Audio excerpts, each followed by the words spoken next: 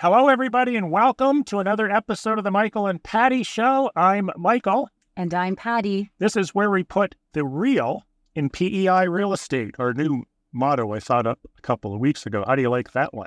I think it's pretty creative. Well, thank you. Welcome to Prince Edward Island's best resource for Prince Edward Island real estate and everything PEI.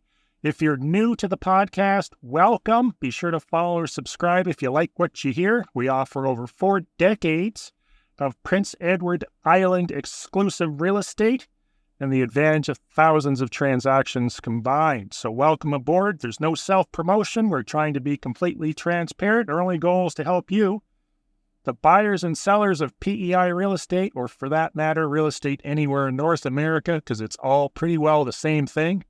And Patty and I have been educated in probably more in the USA than we have in Canada.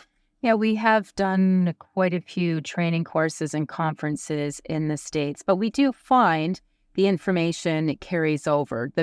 The business and how we do it, the principle's still the same. Absolutely. So this topic is a follow-through from the last episode. If you didn't listen to that episode, go back and don't just listen to that one, but listen to the 90 or 89 episodes prior to that. Is that good advice or what? Yeah, and if you're wondering which episode is that, which episode is this, it's episode 90 that we're referring to, and this is episode 91, so you'll use that as a reference point. If our math is correct. If it's correct. So the question that came up in this last week, as part 2 of our segment last week, is how long will my property be on the market? And that's literally the $1 million question that every seller has. They want to know, how long is it going to take? So today we're going to cover that and give you a little bit of information and hopefully better prepare or help you understand, or maybe help you ask better questions of your real estate agent or real estate professional. So every seller wants to know, how long will my house take to sell? How long will it be on the market? The truth is, it depends on your property, the market, the price, and the agent, and a dozen other factors. So here's what actually affects the time on market here in Prince Edward Island, especially for high-end homes. So the market sets the price. That is not something that we do. As real estate professionals, we solely or should solely rely on the data and the information within our MLS system, which is where the high value of working with the realtor comes from. Is it a seller's market, a buyer's market, or a balanced market? Our database would let us know this. In a hot seller's market, homes can move in days. In a slower or luxury tier market, especially $750,000 plus here on the island, you might be looking at several weeks or months and sometimes longer. The buyers at your price point, the more patience you'll need with not only yourself and your plans going forward, but also your realtor. So don't plan your move and set deadlines and add additional stress to yourself until you've done your due diligence and you have a plan in place. Price it right or else it will sit. And that can be where most sellers end up becoming really frustrated with the agent. Hopefully, your real estate professional gives you, here's what the market value is. Now, we're not appraisers, so we give you ranges, not a set number. So if you listen to your realtor, most times you'll see based on that price point of the property and the product, is it a real niche one or has it got a more vast market that would be interested in it? They'll be able to let you know or should be able to let you know approximately days on market. It's also contingent as well on location. Overpricing a property kills your momentum. The first 2 to 3 weeks are so critical on introducing your property because there's many buyers just sitting there waiting for new inventory, new products to come out. So that's when the serious buyers and their agents are watching. If you're priced even off by 5 to 10%, your listing may become stagnant and stale and listings get ignored. They've already seen it. Perhaps your photos and stuff, but we'll get into that next. So proper pricing, faster sales. Presentation is number 3. So staged homes with professional photography, drone footage, and video tours sell faster and for more money. And that's something, Michael, that you and I were just talking about is what does staged homes mean?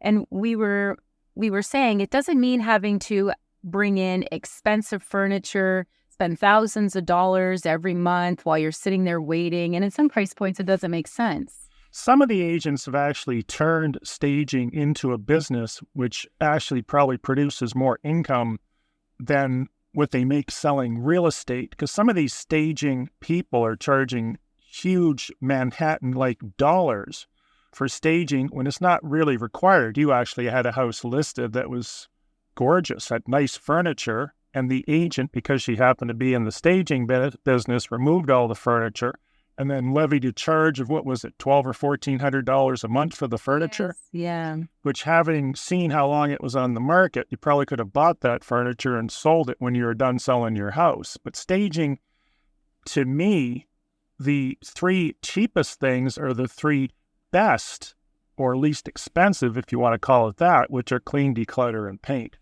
Yeah, so buyers shop with their eyes. Keep that in mind. If the visuals don't scream worth it, they will move on. And your pictures are typically your first showing on your home. If they like the pictures, they will start to read the details and see if the property or the home has some of the criteria that they're looking for. So very important. Number 4 is high-end homes do take longer. And that just seems such a common sense thing. However, sometimes sellers don't, if they're not properly informed or understand the market, especially on Prince Edward Island, they may feel that, well, so-and-so's house sold and it was priced at $800 or $1.2 million or, and it sold in X amount of days. I'm going to get into some numbers here, which hopefully you find quite interesting. So $1 million+ dollar property isn't an impulse buy. Expect more due diligence, more questions, and take longer runway to closing. Well, that's an interesting way to put it. That doesn't mean it has to sit forever. Good marketing can shorten the curve. However, what you need to know is how many days on market can you expect for properties, especially, and I'm talking specifically right now, in the $1 million plus.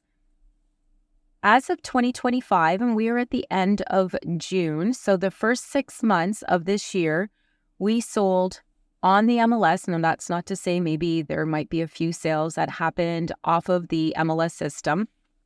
But what is recorded on our MLS system is we've sold 6 homes that were $1 million plus. So we're averaging 1 home a month this year in that price point. And when we took a look to see how many active listings right now are on the market, there are 69 homes. So when we calculated out what it's going to take, how many days on market can these homeowners expect, it came out to 11.5 years. If there's no more sales this year.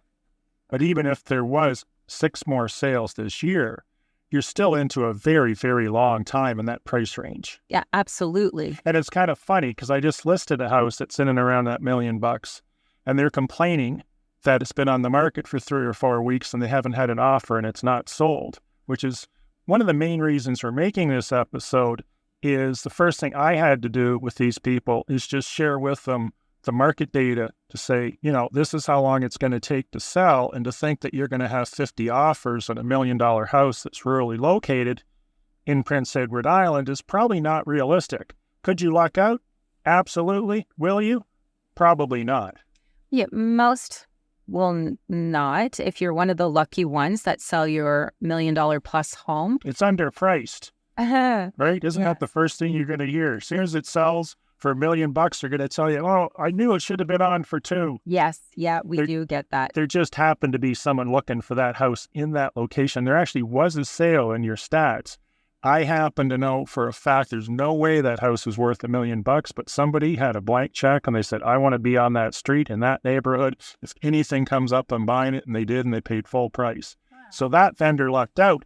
Meanwhile, the next door neighbor could list for the same amount of money or less, and it could sit there for 5 years. Yeah, something to keep in mind. So just a few numbers.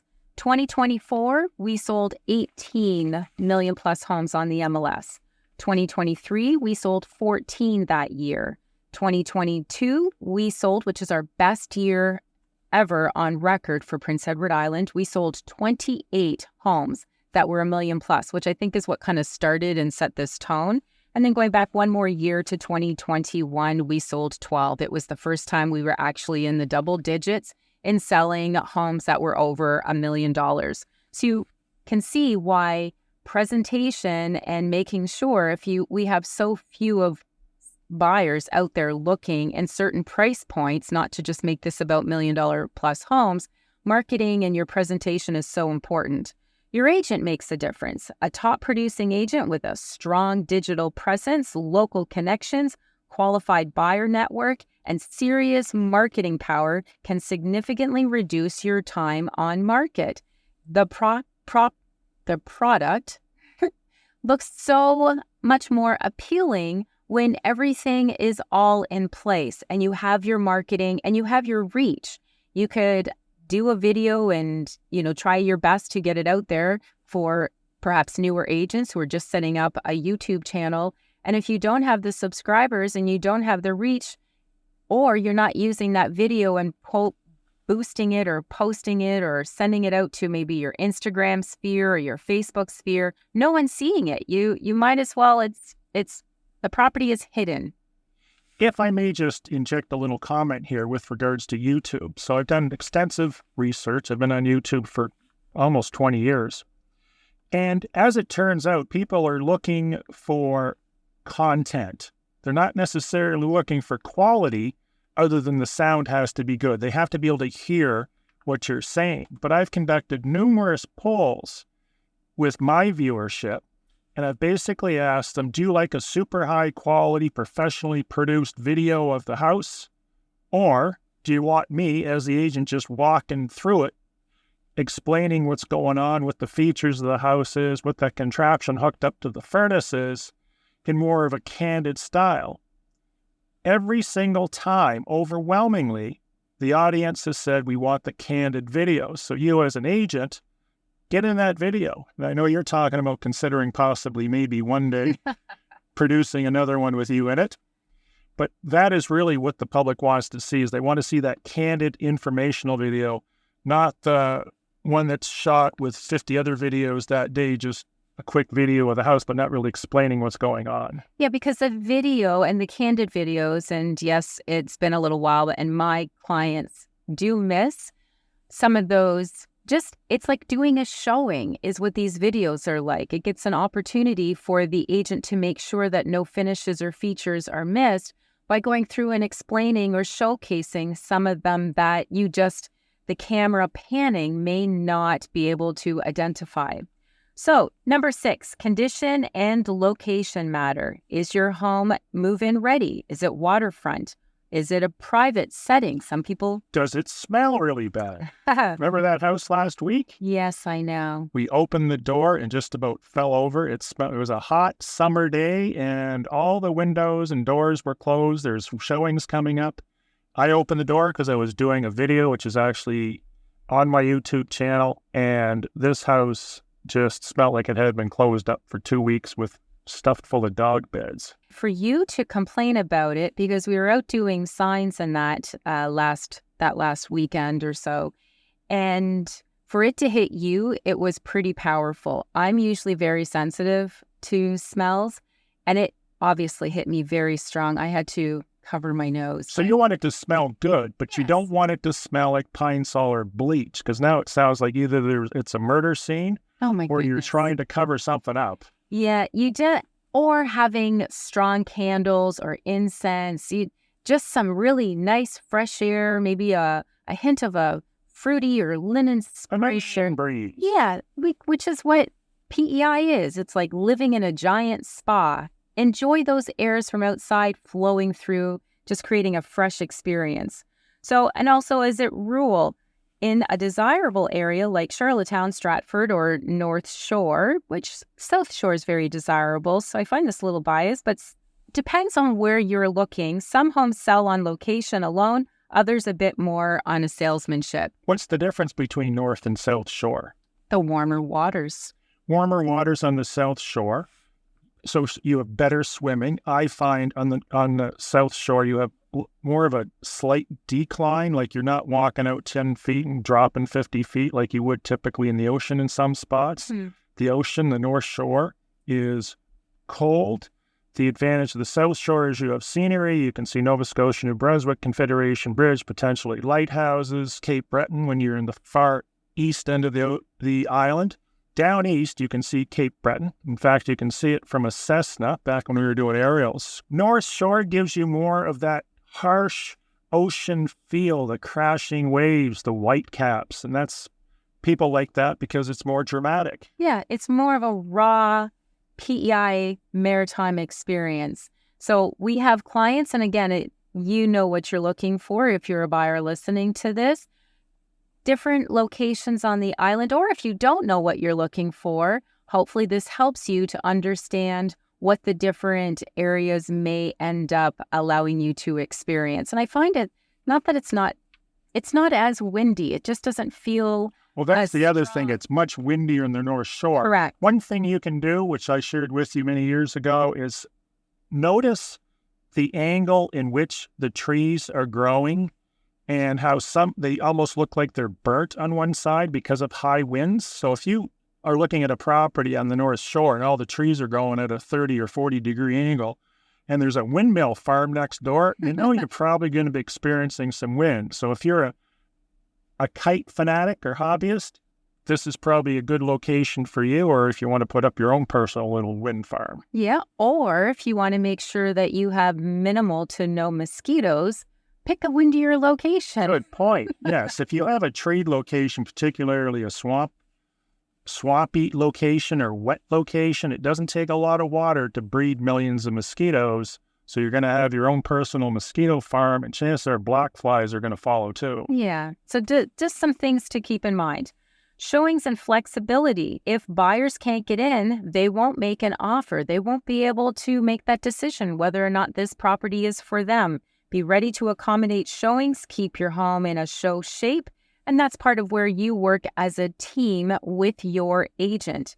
And respond quickly to agents' requests. So if there's a showing coming, try your best to have your phone with you, text messages, whatever you have set up. I know we use a service called Showing Time. Showing Time in real time sends off the showing, so you're not waiting for me to have to respond to my sellers. And this is available to all agents on Prince Edward Island. The more eyes on your property, the faster it will move. So the higher the number, the bigger the audience, the more possibility you have in finding that right buyer for your property. And all you need is one. Seasonal trends in Prince Edward Island. So spring and summer are peak selling season. That's just because of the higher traffic as well, too. People come here, they fall in love with PEI, or they delay their travel plans, their moving plans until the kids are finished school, whatever arrangements they make with their workplace.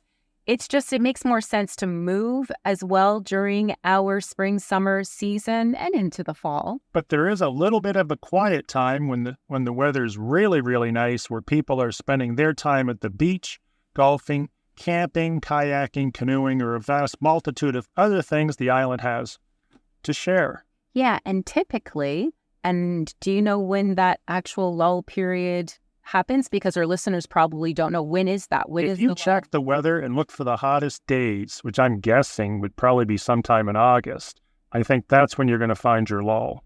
The lull, and I pull these numbers every year, typically happens around the last week or so of July and the first week or so of August. And that is our lull. That's where sellers, I find, because this is about sellers, what's going on? Why are we not getting any interest? It suddenly went quiet. Is that it? What are you doing to market? Maybe you should be doing an open house on my property. Just know every single year it's ciclid. We will experience this quiet little period because everyone is focused on other things. Their children are off on vacation, things like that. And then it picks right back up for back to school, dies right off for Christmas, end of November, beginning of December, and then in January is directly relational to the weather. Nice weather means houses are going to be selling in January.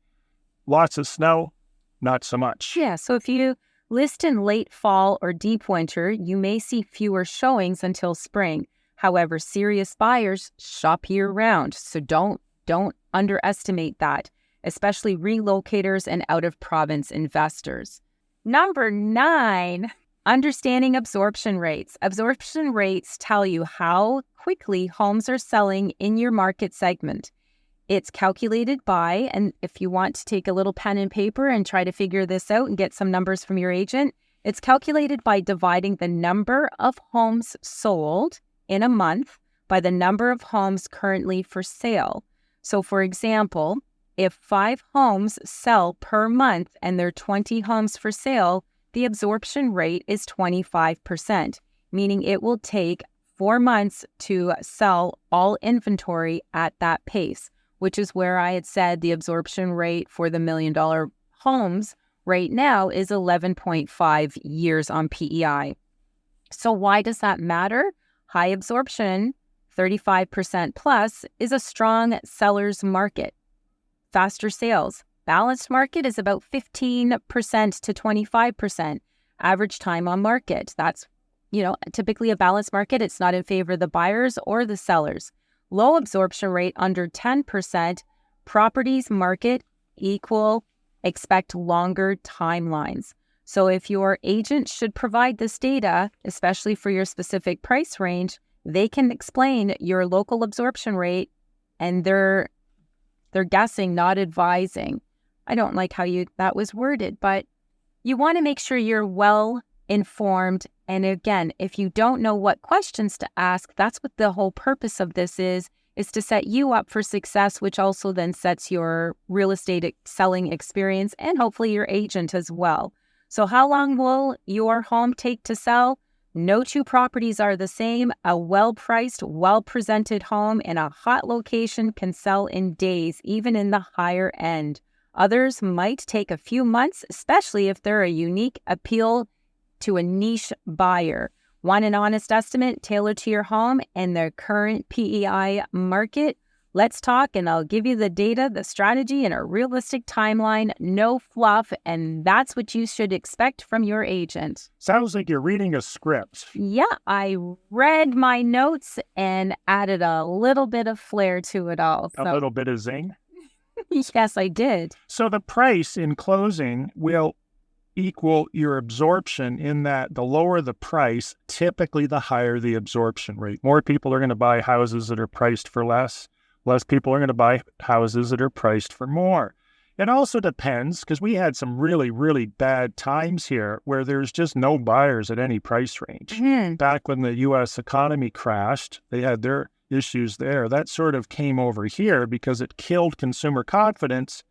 And when you have a lack of consumer confidence, products sit on the market, particularly commercial rental properties. I remember in Toronto, there just seemed to be so much commercial rental. The other thing I find with people that list, and I find this super annoying, is they'll list their house, which could be an expensive house that's not going to sell for a long time statistically, and they go out and buy another house. Have you had that happen? While they're listed. They list it. They think it's going to sell in 2 weeks because it's the best house, best location, best builder, blah, blah, blah. And they go out and buy another house, which may or may not be contingent on this house selling. So all of a sudden there's all this added pressure, but it also removes all their leverage because now they have to sell.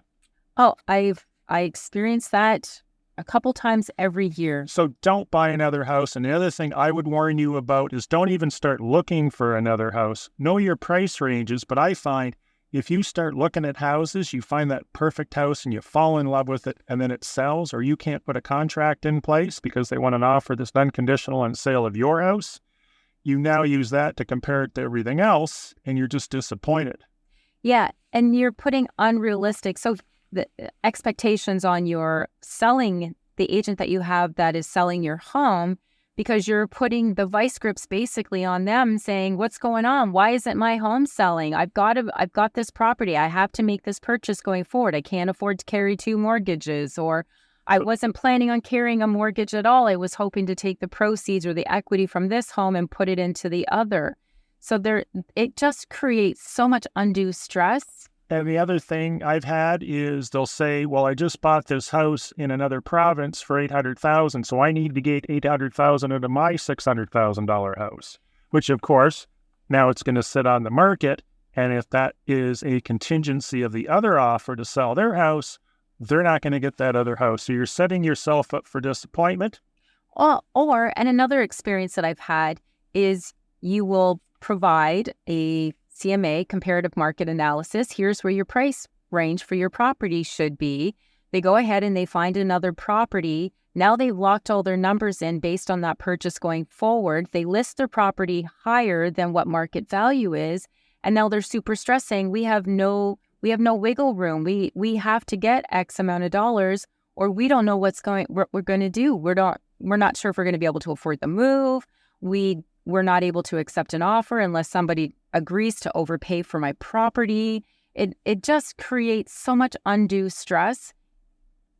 Today's market, there's enough inventory on the market here on Prince Edward Island, at least, that you do not have to quickly secure a property going forward because there's not going to be any options. There are options. Just save yourself the time, the stress, and again, you will take less and pay more to secure that kind of stressful situation. And the other thing is, in Prince Edward Island and most of the Maritimes, we do not have a high-end market. We do not have a high-end market that I would define as, houses that are $6, $8, $10, $20, $30 million or more. Everything in PEI pretty well fits under that $1.5 million, 99% of it, I would think, without looking at the stats.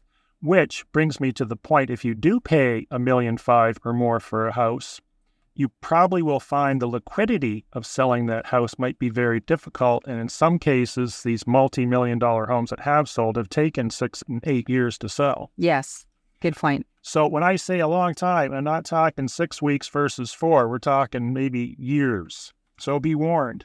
Other topics to cover, which we've tried to get to for a few weeks here, but our other topics we've been covering have been so detailed and exciting we haven't been able to broach on these yet. But we'll start with the funny one, and this is your story. Tell us about the foul-mouthed 13-year-old that was always present at the showings to get rid of potential buyers. And the parents are nowhere to be found, and this is probably illegal. Well, they are 13, or at least a teenager plus. When we have showings on properties, the best situation, if you are a seller, since this seems to be predominantly addressed to sellers, don't leave your children at home. If you can, avoid leaving your pets. I've shown properties in the last 2 months that they've left their dogs roaming around in the house. And tell us about the 13-year-old foul-mouthed child. So, and this particular situation, the parents had decided that their teenage child should be allowed to be left at home. Well, the teenager decided they had a little bit of a chip, and they were saying the whole reason they're there, they refused to leave, was to make sure things didn't get stolen or they didn't touch anything, and they were going to keep an eye on everyone that was going to access their home. So whether the parents, the mom and dad, were aware that the child was coming off being a little bit cheeky, it created a bad buying experience for the buyers. The buyers actually refused to go inside of this home just because of leaving themselves open to maybe misinterpretation of conversations, or so they wouldn't go in. So if you are a seller, do your best to just make sure that the home is show worthy with everything that we've listed in the previous podcasts that we've covered, and that you don't leave your pets, your children, or have something in the slow cooker that will create a bad smell. I've got a note here. Dogs, cats, snakes, alligators, tarantulas, pugs, mules, horses, fox, and farm animals. That's my exclusion list. Many of these we've actually seen, yes, including snakes and other reptiles. They're nice enough to put a warning out there on the door so you wouldn't get eaten. Yeah, well, in that situation, I actually had an agent panicked because of the sign outside the door. And I mean, everyone has their own little hobbies and things that they do, and things that are important to them. But it created an experience where the buyers and the buyer's agent were terrified to access that room. So they were calling me in a panic, and I was with another client, so I couldn't just take this call. I had to give them, I texted them and just said, if you don't mind, I just have to message this agent. I said, the room is okay. They said, no, that's okay. We're not interested. And it didn't create a good buying experience. It's tourist season, as we've covered, and one of the things that Patty and I and the agents get on the island is tourists calling us up to view properties. Now, there's a challenge with this. Number one is it's our job to make sure that the purchasers are qualified. Everybody at the showing is, all the decision makers are present at the showing, so it doesn't turn into 2 or 3 showings if there's a husband that's not there, a family member, or children. Yeah, and that's out of courtesy to the seller, so they're not having to prepare and vacate that home on multiple occasions. And make sure they're qualified financially. They have a mortgage in place or cash. They don't have a house or another property to sell. They're basically ready to pull the trigger. But the biggest concern here is if you are a tourist looking at homes and you're serious about it, make sure you have a buyer's agent, because us showing the house as the listing agent, our obligation is to the seller or the vendors to put on the best possible show for them and present the facts in the light that will represent them and sell the house for the most amount of money with the least amount of conditions. If an agent is representing the buyers and the sellers, and they have an agreement in place that says they're doing that, and both the purchasers and the sellers agree to that, it's a fine balancing act as far as what you can disclose. Absolutely. So basically, it would be like a couple getting a divorce and you got the same lawyer representing both sides. It's not going to work. In my opinion, like some states and provinces, you shouldn't be able to represent the buyer or seller because it's a massive conflict of interest. However, we know why it's done, because if it wasn't allowed, you would lack the ability to double your commission. I'm more concerned about the purchasers and the sellers being treated fairly. And if I'm working for a buyer, I represent that buyer extremely well to get them the lowest price and the best contingencies or conditions. If I'm representing a seller, which I'm doing pretty well 100% of the time because I'm a listing agent, I want to make sure that I get them the most amount of money in the least amount of time with the least amount of hassle, or more easily, as my marketing people would put it. Thoughts? No, I think that completely summarizes that up. And then we've got agents looking for real estate business in a box. Patty, this would be something that would be more in your helm or your arena. You are a broker, you train agents, and you do have agents looking for a business in a box. As we know, when you get into real estate, some of the brokerages will hand you your business cards and say, go sell something, and that's the extent of your training. Patty goes a step further. Yeah, and again, this isn't self-promotion. This is, again, for just agents. Now, if you're looking for a brokerage to go to, find out what they're offering you. Find out how much. This is a very lonely business. And for you buyers and sellers out there, it's not that... I never found it lonely. I just entertained myself. I'm sure. But it really is. You tend to be by yourself. You are trying to figure out this whole business. You're trying to establish your sphere of resources and who's my people. Who do I refer as an electrician? Who do I refer as a home inspector? Who do I refer as a lawyer? There's a lot that you have to take into consideration when you, one, as a consumer, picking a buyer's agent or a seller's agent, do they have this already built up? And as an agent, make sure that you know what, maybe you've got a brokerage or a team that is able to provide that. So that's part of the whole real estate business in a box, is being able to, what's the resources? Do they have presentations? If your agent doesn't have a buyer's presentation or a listing presentation, what are they going to do? How organized are they through their processes?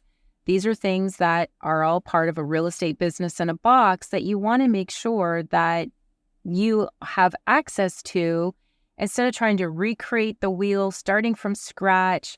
There's a lot of resources and a lot of systems and tools that we use as real estate professionals to service our clients with.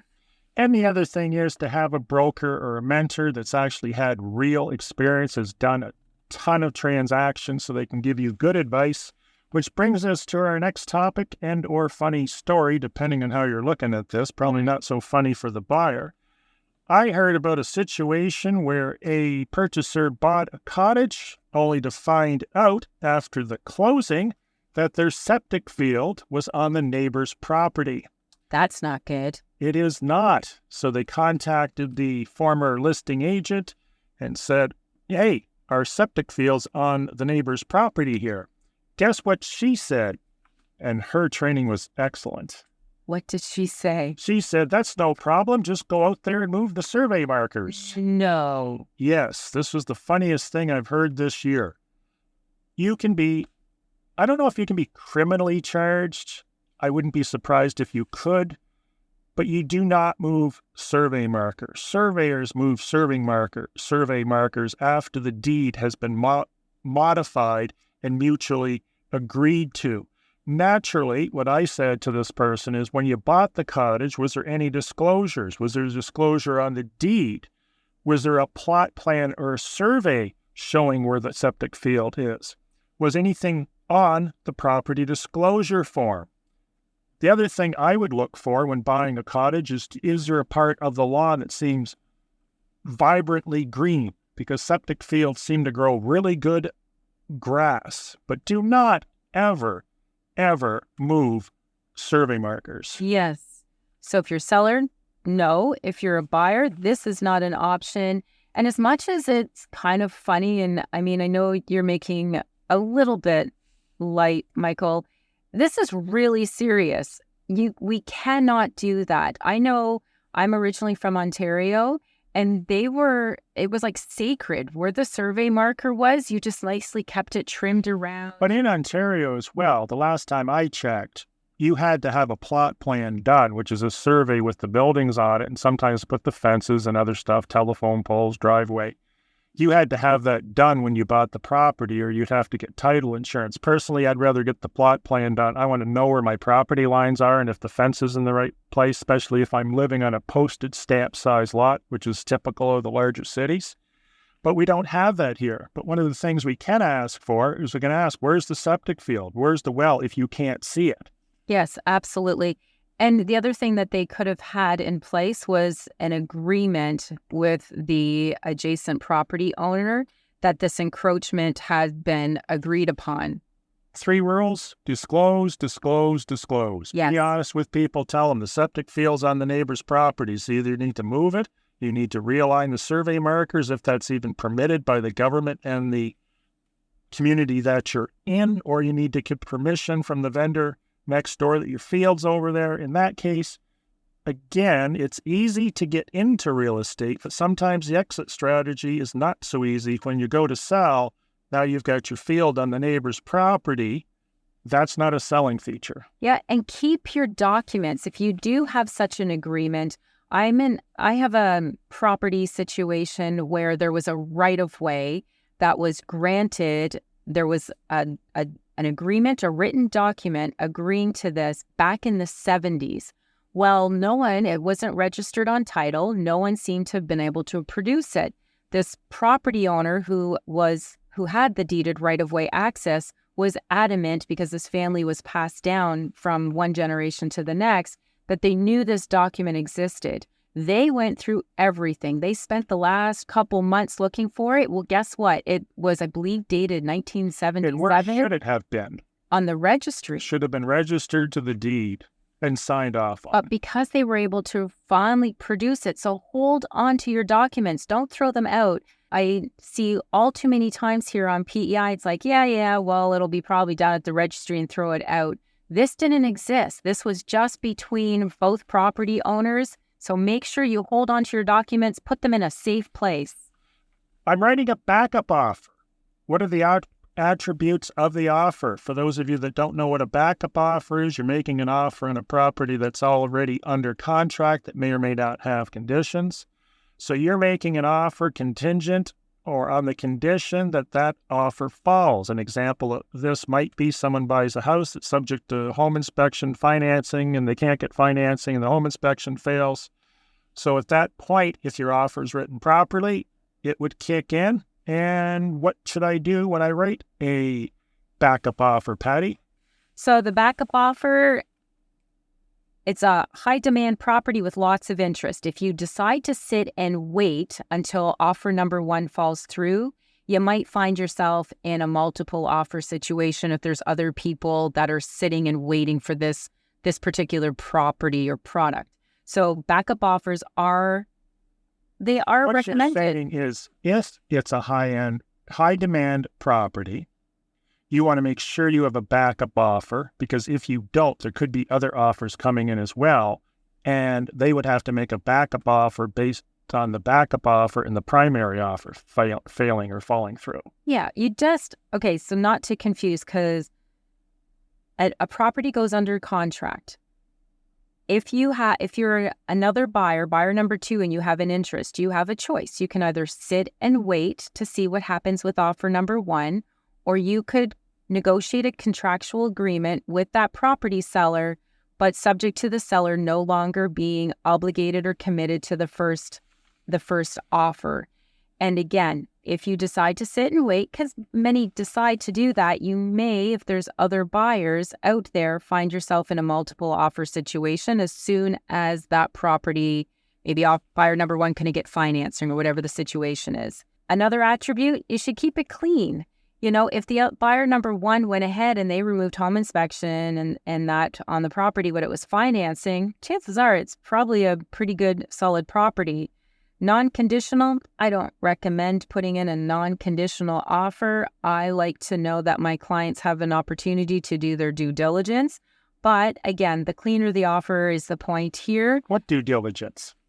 Due diligence with regards to they can guarantee, because they may have had a pre-approval for their financing, and they assume, well, I've been approved at X amount of dollars. Okay, so financing, what else? Due diligence and making sure that there's nothing hidden within the home, as in a home inspection. What if they brought the home inspector with them when they viewed the house to get rid of that condition to make their offer cleaner? Yeah, well, now you're getting into what you could do possibly with any offer. But as a backup offer, you're basically doing the exact same process. The only thing that I say is a buyer's agent can't technically write a backup offer. You're writing a clean offer. You're just submitting your own client's offer. It is the listing agent's responsibility, because we don't know typically when the condition timeline is up. We can ask as a buyer's agent, when's offer number one's condition period? And then you can stagger your dates from there to make sure that if your client's offer does become primary, that they have an opportunity to do their conditions. That's a breach. Yeah, because they're not supposed to disclose, which is why it becomes the listing agent's responsibility to... And when I say a breach, the listing agent, or any agent for that matter, can't disclose the terms within a contract unless they have the permission of the people that own that contract or wrote that contract. So keep that in mind. The listing agent can't say, and I had this happen about a week and a half ago where she said, yeah, this is the closing date. This is when the condition's up. She wouldn't tell me what the conditions are, but I figured out it was financing. So we knew all the dates, but technically you're not supposed to do that. Yeah. It typically doesn't turn into a big deal, but it could.